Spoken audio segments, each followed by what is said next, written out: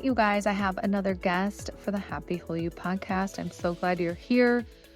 And all leaders face the same problem, which is limitations. And some experience this through limiting beliefs, while others face limitations and experience of dealing with staff, accountability, goal setting, all the things.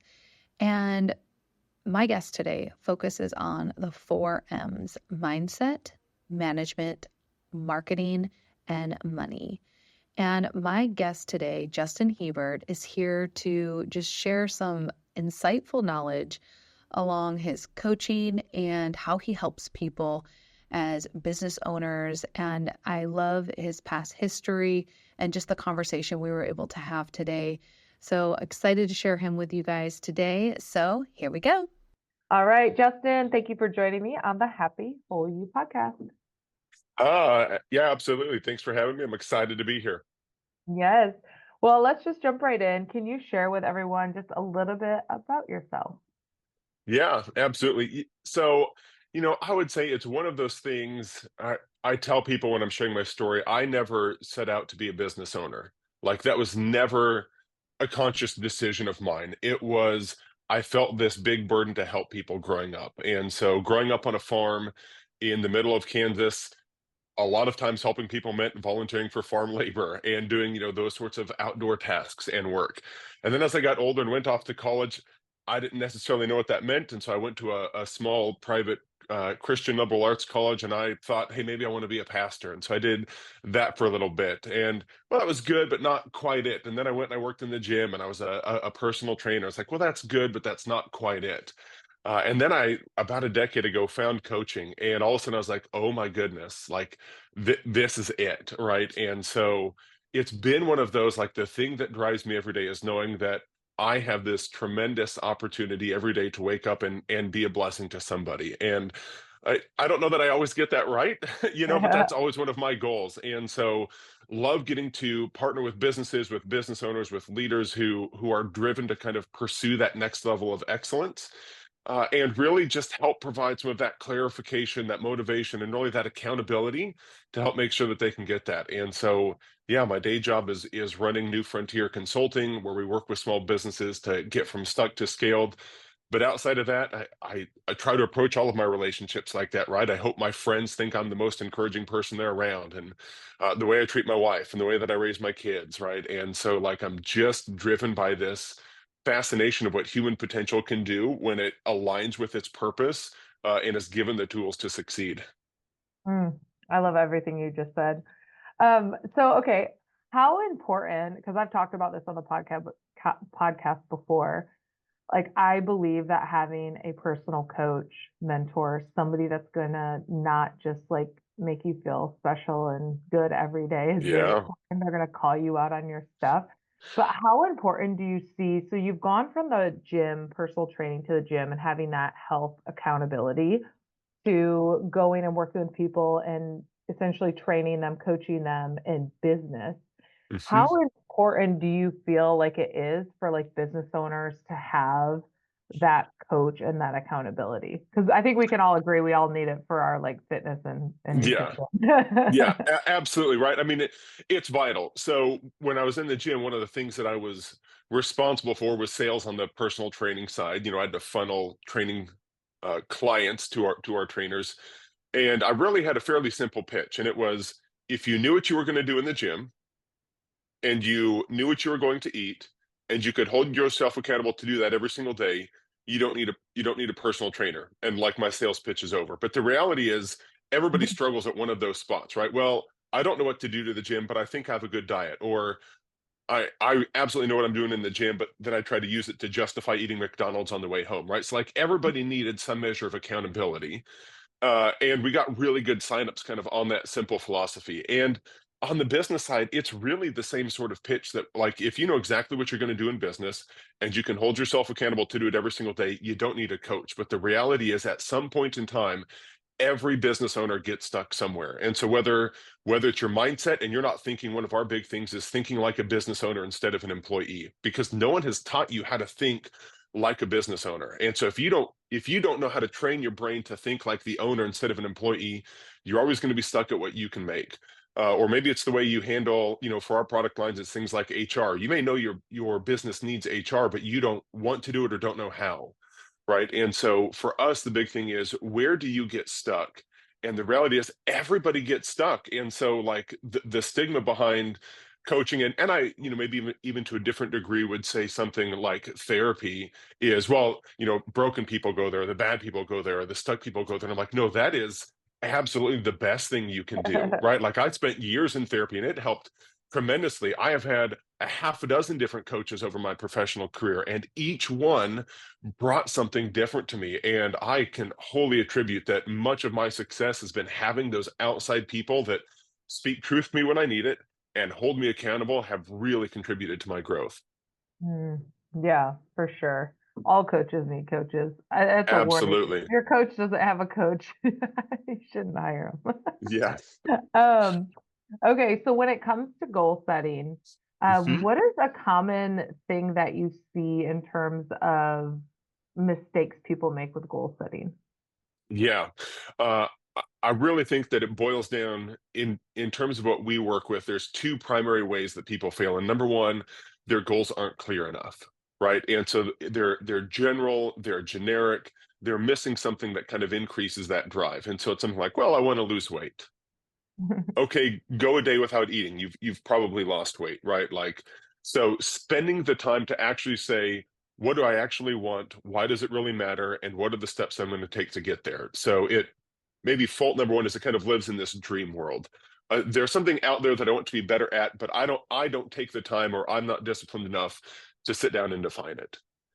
The second problem that I think it boils down to, and this is typically much more the case for those, kind of people that we would tag as those high achievers, those high performers, is they don't reward themselves. And that's always kind of counterintuitive, because if you're driven, you're like, well, no, I will reward myself when this happens. The problem is we get into the habit of experiencing success after success, that we keep pushing the reward farther down the platform. And what we do psychologically then is we end up pushing down happiness further down the platform, because, well, I'll be happy when I have my first client. And then you get your first client and you're like, but I'm still not making bills. So I'll be happy when I have 3 clients. Well, no, now I'll be happy when I have 10. And like happiness is always out there. And so when it comes to goal setting, make them crystal clear, but then sit down and say, a reward doesn't have to be expensive, but it has to be significant and meaningful, because what it does is it psychologically just trains your brain to say, the work that I did really matters. And I need to reinforce that the habits that I have produced are leading me somewhere, because sometimes goal achievement is not about actually achieving the goal. It's about the type of person you become in the process. And so rewarding yourself for that of, hey, I've worked out every day for 30 days, or I've read a book every day for 45 days, or I've hit my water goal every day for 60 days, like whatever it is, reward yourself with something that says the work you're doing to reach that goal and the person you're becoming in the process actually matters. Yeah, I love that. What about thinking big enough? Like this is one of the things that I've realized that I need to do a better job. I think pretty big, but like I find myself so impressed with people that think even bigger than I do. So when it comes to goal setting, like there's really nothing I've put my mind to that I've not achieved. Yeah. Um, so, and I think I attribute that to being an athlete. It's like I think athletes have that like innate, like we know what we need Yes. to do, how to get there, all that, and that transfers over for me in business pretty well. But I also wonder, like, are we setting too low of goals? And so when you meet with people, do you find any commonality among the people that you feel are like that's not big enough? Do you run across that? Absolutely. In fact, I would say that's probably true most of the time. And the reason I say that is because, like, if you and I were to work together in coaching, you would come, no matter how much work you've done, there's still some measure internally where you might say, well, but I tried this and I failed, or I tried this and I didn't work out. Tried a business before and it only made it 6 months and then it failed. And you bring into the coaching relationship all of the quote unquote failures that you have experienced in your life. And so you come with all of that baggage, or at least the story of the baggage. Mm, But yeah. when you and I enter into the coaching relationship, I don't. Like, I look at somebody, I say, well, Dr. Anne Marie, you've done this and you've done this and you've done this, and look at all of the successes that you have had. And so you, whether it's conscious or not, might limit some of your goals, not because you want to, but because you've suddenly ingrained this story mentally that you're only capable of so much, or only worthy of so much, or can only handle so much. And I come in and say, whatever your goal is, we're probably going to add at least 20% to that, if not 50%, in some cases 100%, because I don't bring the baggage of your story into that Mhm. relationship. That is so good. And it's so true because it's like the meaning we give our past experiences, we give it all this meaning and all this emotion. So then we show up in our present moment and allow that stuff from that junk from our past to really cloud us. Yeah. And that is like, I think that's like it from a coach. Like, that's the coolest part is that you are literally approaching the person with fresh eyes and there's no blinders up and you can see what's possible in like so many ways.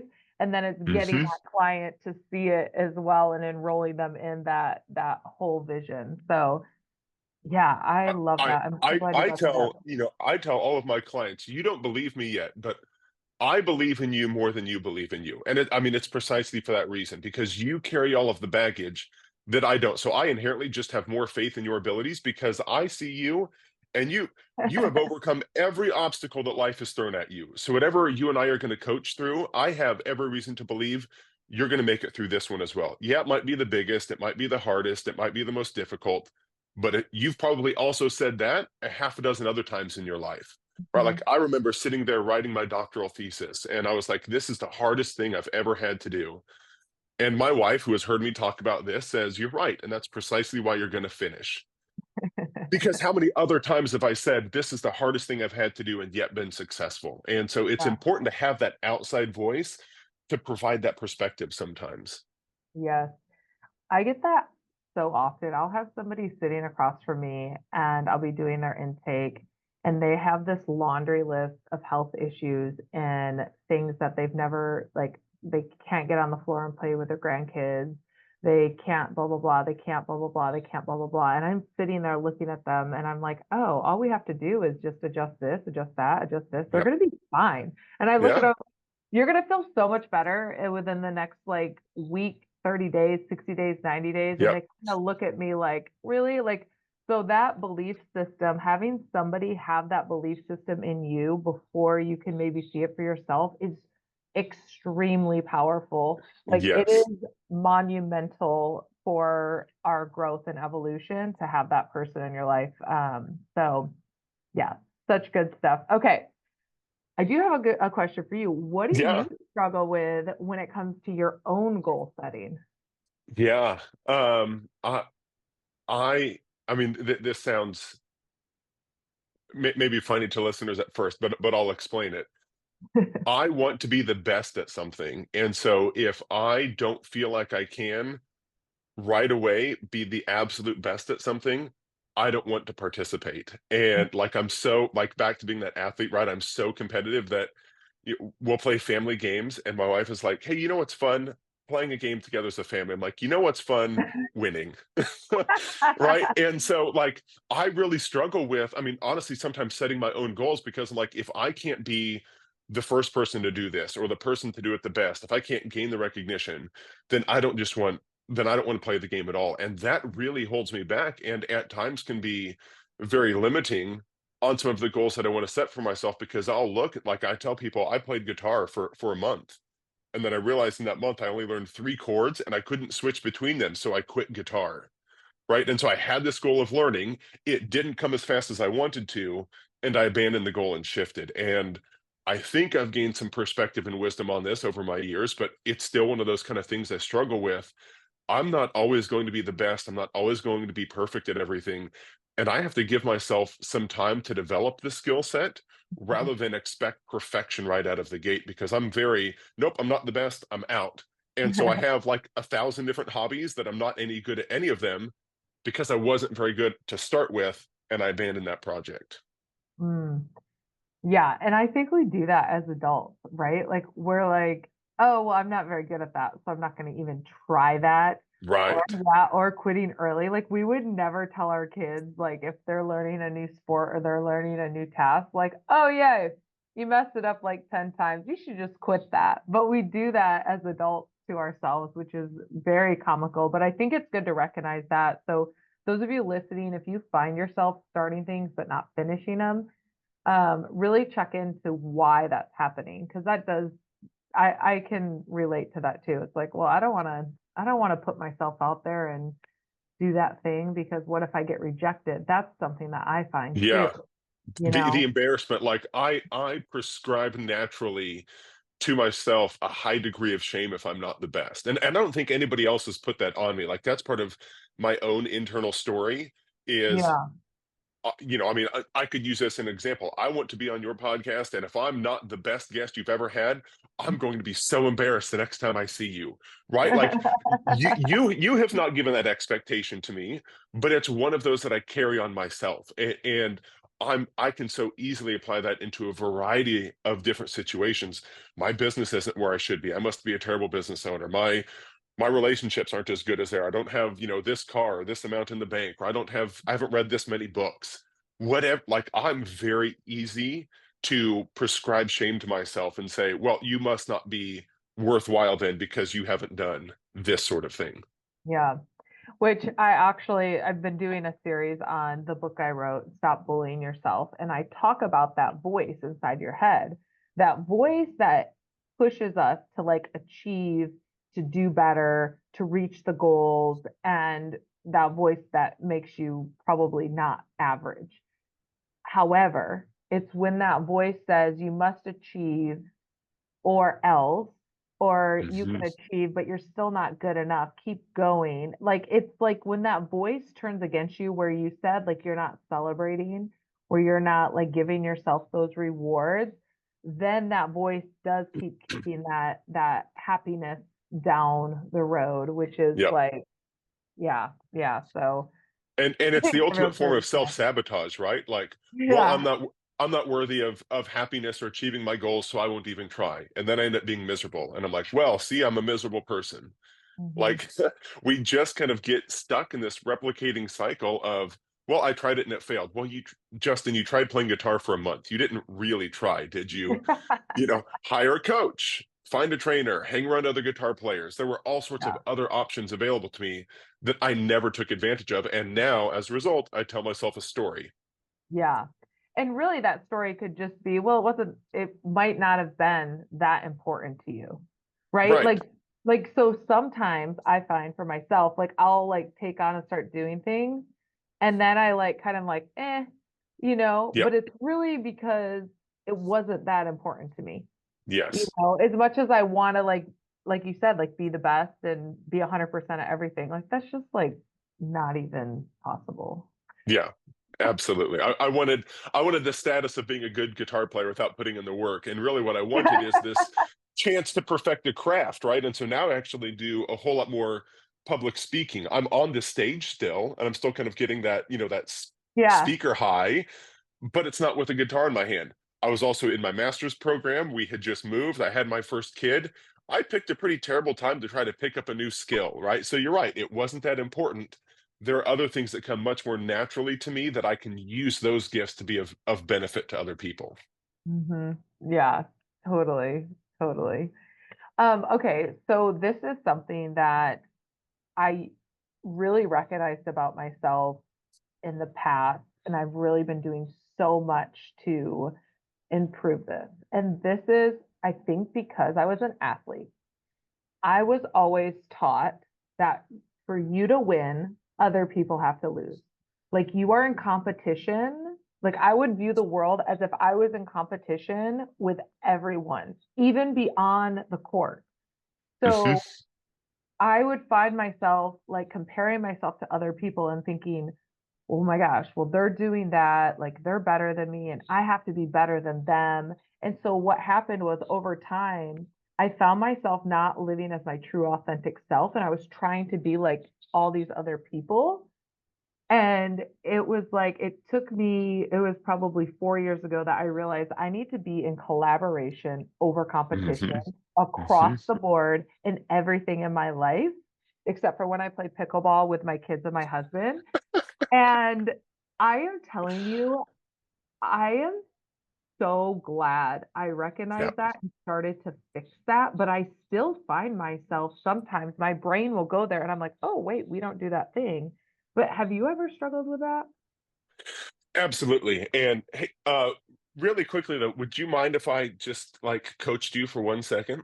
I would love it. Okay, because language matters, right? But I think it ties into what you're saying. You started that by saying this goes back to because I was an athlete, and I would say no, you still are, right? Right. Like, because I mean, whether it's playing pickleball, right? But the language of referring to yourself as still an athlete ties into, I think, that answer to the question, right? Because what happens with teams? If it's Mhm. football season, so if the defense plays well and the offense plays terrible and they lose the game, the defense still loses, right? So we win as a team, that also means we lose as a team. And so that language of reminding yourself you are still the athlete then says, so the other people that are around me also need to be on my team and we need to win together. And look, everybody needs a coach. That doesn't mean I'm the coach for everybody. Every Mhm. business needs HR. It means we're not the right HR firm for everybody. And so there are ways that even within some of our own industries or niches that we look and collaborate all the time. I passed a coaching referral last week because I knew this person and I was like, I know exactly what they need. I'm not the coach for this person. So I'm going to set them up for success because we can collaborate. And when we collaborate, the team wins. It does me no good to be the star athlete on a terrible team and we lose every game. Like I want to be on the winning team, and that means I've got to collaborate with the right sort of people. And so I've had to make that shift myself. I wanted to be the biggest, the baddest, and the best, right? And if I'm self-centered in that, it's a very lonely, isolating journey. And as soon as I kind of, as soon as I switch my hands from like palms closed, trying to grip onto everything to like palms open and up and Yes. just passing and giving, things work so much better. But I think that's a struggle, especially with early business owners, is you think there's not enough business out there and I have to get mine. And then you realize, no, there's so much to go around. I couldn't possibly handle it all, nor do I want to, because there are people that need coaching that I just can't handle. And so I need to have a good network where I can refer them out so that that whole team wins together. Yeah, I love that. And I also find that people ask me all the time, like, well, who's your competition? And I'm like they'll ask me that about my business, and I'm like, nobody. Like, Yeah. really, because if you are living as your true authentic self and that feeds over into what you've created in your business, you like nobody is your competition. But then at the Hmm. same time, like you said, like I'm not for everybody. You know, not everyone is going to want to go down the road of holistic health, working on your mindset and all that. They'd rather go and get a pill or whatever they'd rather do, or find another practitioner that's similar to me, but they Yeah. speak to them differently in the holistic world. And the goal for me is just that everyone gets to a person similar to what we do Right. in terms of holistic health. So, and get your health back and your mindset back. the So the important. the goal is health, and there are often stages to that, right? Like I think I Oh mentioned yeah. I've had a half a dozen coaches. I could also look back and say, and the coach that I had for that season was the exact one I needed, whereas Yes. 2 or 3 years later they would have been a terrible coach for me, Yes. right? Like the business coach I had during the pandemic would not have been a good first coach for me because I wasn't ready for what he was going to bring me. That Hmm. first coach that I had 10 years ago was the one that I needed at that moment in time. And so even if you have someone who says, well, your services at Happy Hole You aren't for me, you can be suddenly thinking, well, for now they're not. So I'm going to refer you to Yeah. someone else. And who Yeah. knows, maybe a year or two later, we are the right service for you. But if Yeah. we set other people up for success, it lessens our grip to have that much control on everything. Yeah. And that does happen. Yeah, Yeah. it's absolutely 100%. I love that. Okay. I have a question for you. So, what is it do you find that you struggle with most about your mindset? Oh, outside of what I've shared, that the story that I tell myself, because I'm just as guilty of the people I work with, right? I tell myself my own story. One of the biggest things within that I struggle with is telling myself, giving myself the excuses or the reasons why I'm not good enough or able enough to achieve those sorts of things. And so it's easy for me, like especially in the business world, if we get a new customer, a new client, man, I am on cloud nine. And then when somebody tells us no or rejects it, like I hope it happens at the end of my day because it ruins the rest of my day. So if you're going to tell me no at 9 a.m., you've just ruined my entire day. Thanks, right? And so like I have had to learn within that mindset to say they may they may be rejecting a product or a service, they're not rejecting me. Yep. It doesn't mean that it's a permanent no forever. And whether they say yes or no, I can't let it influence what I think about myself. But Hmm. man, I really struggle with that. It is easy for me to listen to that voice of doubt and that voice of struggle and just say, "Well, they said no, you must be a piece of trash." Well, hold on. That's a huge jump to make, Justin. Let's calm Yeah. down. Let's pump the brakes. It's easy for me to amp up the problem while also kind of minimizing the reward side of it. I'm guilty of my own stuff, right? The things that I Yeah. tell other people, I do all the time. Yeah. Yeah. I can relate to that for sure. One thing that's really helped me is because we do corporate wellness programs for companies. So some of the proposals we write up are like really big. And one thing I find, like when people, like if someone's not getting back to me, you have that story of, oh, was that too much that I put on that proposal or whatever. But one thing I'm finding is that I'm like, you know what? If this isn't meant to be, it's probably because my time and there's something bigger for me that I need. Because what I find is God does this funny thing of like, I'll have something pretty monumental that comes up, and I'm like, oh my gosh, there's no way I could have done this Hmm. other thing going on. And so I just think it's like so important for all of us to remember we get to trust in the process of life and Yep, that God has our back. And absolutely. it's just, but that voice, it will try to mess you It's up. It'll it's try right to take there. your day. Yeah, I Yeah, mean, there's been so many times where I've kind of gotten that no from God, and I'm like, well, this is just terrible. And then like 6 months, a year later, something happens, and like, I am so glad that this happened when it did. And you would think that I would learn my lesson, but no, I'm still just I that way. know. And I, It's I so we are good. wired for that instant gratification, right? And so when I don't get my instant gratification in whatever it is, I can become pretty upset with myself. Yeah. I heard there was a song. It was that one song, "Some of God's Greatest Gifts Are Unanswered Prayers." Yes. And it's that song still to this day. I'm like, all right, thank you, because Uh-huh. there's been so many things I've hoped and wished for, and then I'm like, oh yeah, I'm actually glad that you didn't answer that one for me. That was actually less than what I ended up getting, right? And so that no led to a Yes, much bigger yes. 100%. I just said the other day on my Instagram, I was talking about how when one door closes, you actually get to do a 360 view and realize there's all these other doors open. Hmm. Hmm. And it's like, so the saying one door closes, another door opens. I'm like, one door closes, like 1,000 doors open. Because That's right. now, since you let go of that thing that isn't meant to be, now you can look at all the things that could be possible. And Yeah. it's great, great place to be able to shift that thought in your head and view it from that viewpoint. Yep. For Absolutely. sure. Okay. So, what advice do you have for our listeners? Maybe they want to start a business. Maybe they want to up level in a company they're working for. Just they're just like, I want more out of my life. I want more out of what I'm doing. Is there inventory they should take? Is there some steps they should take? Some goals? What advice would you give them? Yeah. Boy, there's any number of inventories out there. I've done lots of work with the disc, teach on the disc. There's one out there that I'm personally a huge fan of called the Enneagram.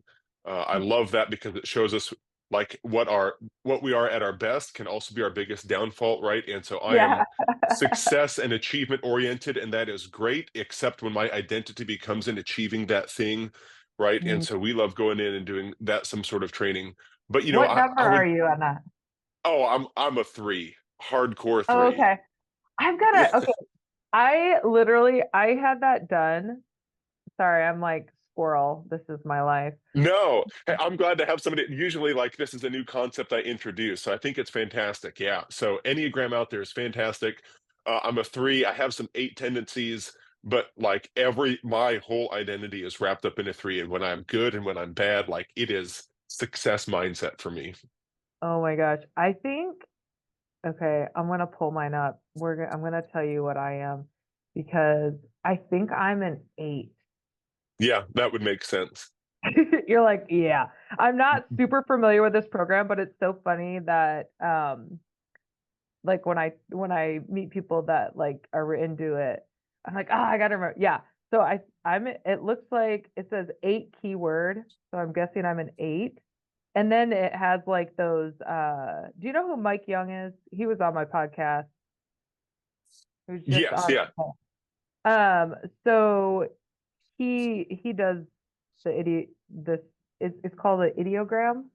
Is that what this is yeah. called? Yeah. He does this with people. But I forget, like there's like 3 numbers, and I'm just want to make sure this isn't sorry everyone who's listening, you're getting bored right now. I can tell. I can feel it. So I No, because they're about to go on a really big self-discovery journey. It's worth it. yes. So see, I don't know if like the example they give me, you can't see my phone, I guess, but there's like an 8, a 5, and a 2, but I don't know if those are, I don't know. Yeah, I'd so have those to are look at. probably like the three you scored highest in, right? Because typically what I would tell people is so they're the nine types, and each of us Oh, have all nine types present, but to yeah. greater degrees or another, because of some sort of either childhood story or trauma or narrative that we received, you have tended towards one, maybe two different types, right? And so I'm this three type. It's success, it's achievement. I could tell you stories when I was a kid of how the message that was given to me is I'm only valuable based on the work that I can do or produce.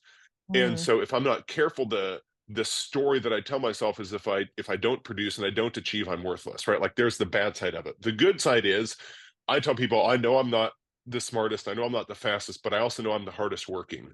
Like I have no problem. I regularly get up at 3:45 just because like that's when I want my day to start because that's when I do self-development, right? mm, And so for me, it's really good because I'm an extraordinarily hard worker.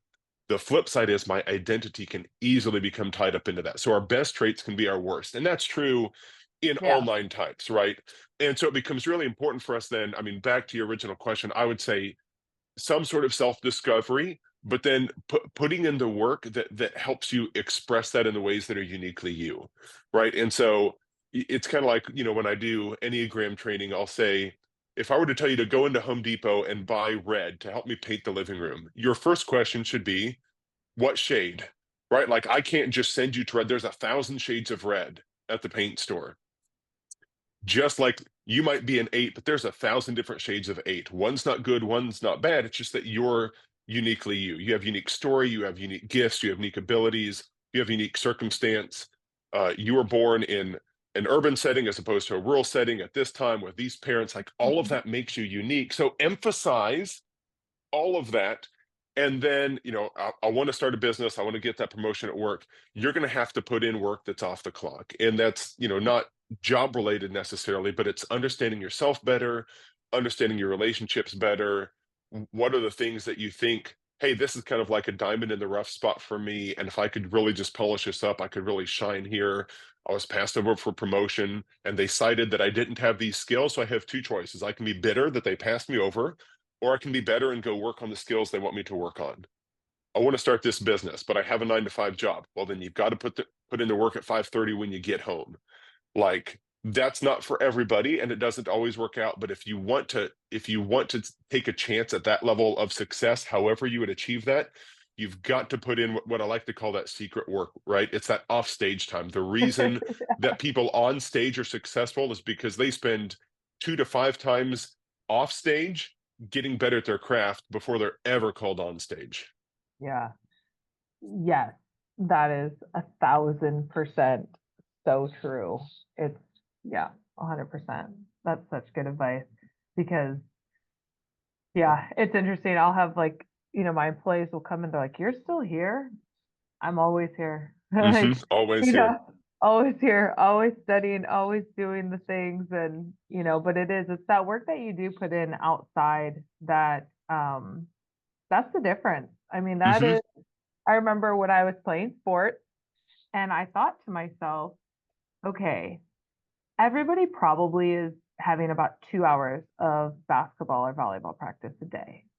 So in my young brain, I thought, well, if I stayed after practice and I shot, 100 extra shots, or I stayed for 30 minutes or an hour, I will become that much better Hmm. over time than everyone else. And that's one of the reasons why I became really close with our janitor, Jim the janitor, bless him.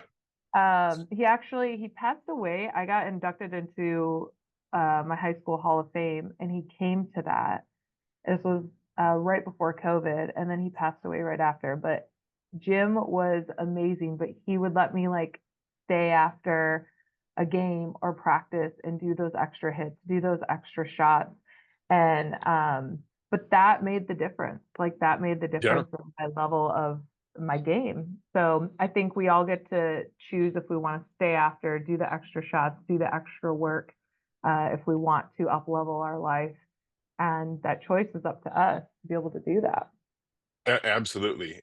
Everybody's working 40 hours this week. So if you want to improve your skills, you might have to work 45 or 50. And that's either a punishment or it's the chance for the richest blessing and the untapped potential that like you kind of feel inside, right? And I think a lot of people know that they were created for more and have this option for more, but we have just been fed this lie of mediocrity that I'm going to go for 40 hours and be average at my job, and I'm going to go have an average marriage, I'm going to go be an average parent, and I'm going to do the average sorts of things on the weekend. And I just like, I want so much more for people, but it starts with, I mean, my own mindset, but extending it to them to say, we're going to have to do more than average if you want more than average. Yeah, it's not going to be easy. And people that put out there, that's the one thing that I see. Like, it's like, oh, well, you just have to do this, this, and this is the formula. And, things are easy, or I don't know. Like, because I used to follow probably 10 years ago. I would like follow people and be like, oh my gosh, like it's actually that easy. Like, I would tell myself that. And then I get in it and I'm like, this is not easy. But why? Yep. Like I was so confused. Is like, how do they have so many people following them and saying this is so easy? Because this is not easy. And if it's not easy for me, somebody who is willing to like really put in the work, I'm like, I can't imagine what like the average person feels, like I don't know. It's Yeah. interesting, but it's hard work. Success can take a lot of hard work, but I will say I feel like it gets easier the more relationships you develop, the more Absolutely. skills that you develop, the more times you fail, like it makes it easier to succeed because now you know what you shouldn't be doing compared to, what you should be. And so I think, it all matters. The Yeah. accumulation all matters. every every rep matters, right? I mean, when you're staying Yeah. after practice and you're shooting 99 free throws, you may say 99 is closest to 100, but those disciplined players will say, nope, I told myself I'd shoot 100, and they go back for that last one. Like sometimes it's not about whether I make that 100th shot or not. It's can I convince myself in my mind to go back to the line one more time and shoot that 100th shot? And not everybody's willing to do that. And yet those that are, yeah, it's tiring. Yeah, it's hard work. It's also the place where growth happens, right? Is when at 99 shots, I go back and take one more. Yeah, so good. I think we should end there. That's so great. I love it. Justin, thank you so much for joining me on the podcast. Can you share with everyone where they can find you, connect with you? Yeah, absolutely. So if you want to go to the website and check out our consulting services, it's newfrontierconsult.com. On most social media, you can search for at JS Hebert, Hiebert. Instagram, LinkedIn, Facebook. I'm on all of those. You'll find me there, and would love to connect and hopefully just be an encouragement to your story. Awesome. Thanks, Justin. Yeah, thank you.